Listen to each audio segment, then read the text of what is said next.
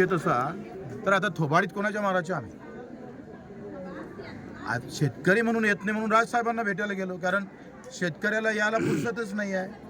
तो जातीपाती धर्मात आणि पक्षात अडकलेला आहे. गावागावात पक्षाचे गुलाम उभे करून घेतले. तो म्हणतो आमच्या पक्षाला बोलायचं नाही.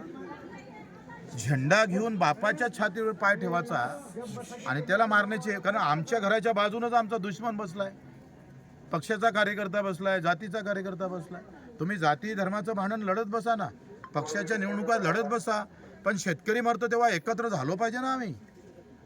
किमान त्या क्षणापुरते तर एकत्र व्हा. चक्का जाम केला, प्रत्येक गावातला शेतकरी जर थोड्या थोड्या रस्त्यावर आला असता तर ते अधिक चांगलं महत्त्व प्राप्त झालं असतं, पण याला तयार नाही आहे. हीच कमजोरी पकडली आहे. काय झालं या देशामध्ये, राजकारणी लोकांना व्यवस्थित आम्हाला डोक्यात जो टाकलेला एक वाफूची गोळी आहे ना, ती फार महत्त्वाची. आता काय म्हणतं सर, आपल्या काय म्हणायचे पहिले आमचे मुख्यमंत्री निवडणुकीच्या अगोदर, का तुमचा 7-12 कोरा झाला, सरकार आल्यावर पहिलं काय काम करन तर 7-12 कोरा कोरा कोरा असं बोलले का नाही बोलले. आता काय म्हणतं, आता म्हणतं दुष्काळ नाही, उद्या दुष्काळ पडलं तर काय करू. आणि तेव्हा काय गांजा पिऊन दिलं होतं का भाषण? ही काय पद्धत आहे? किती चिवत्या बनवणार? मग तेव्हा सांगायला पाहिजे होतं भाषणात.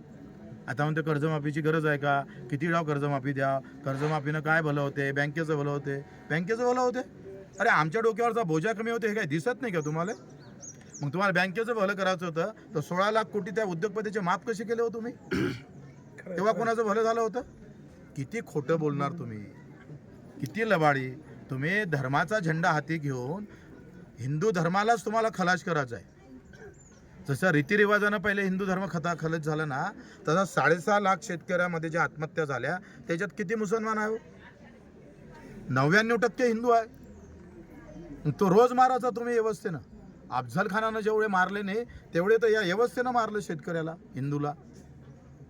मग बटेंगे तो कटेंगे म्हणजे मतासाठी, आणि आता बटून कट्टे तो आमचा शेतकरी. त्याचं काय? सगळे नाटकं चालू आहे. धर्माच्या नावानं राजकारण सोपं करायचं आणि आफूच्या गोळ्या देऊन डोक्यात घालून निवडणूक लढवायच्या, जिंकून यायचं आणि शेतकऱ्याच्या छाताड्यावर तलवारी चालवायचं. ते होऊ देणार नाही. वेळ आली तर जो तलवार चालला ना शेतकऱ्याच्या छाताड्यावर, त्याच्या छाताड्यावर आम्ही तलवार चालू.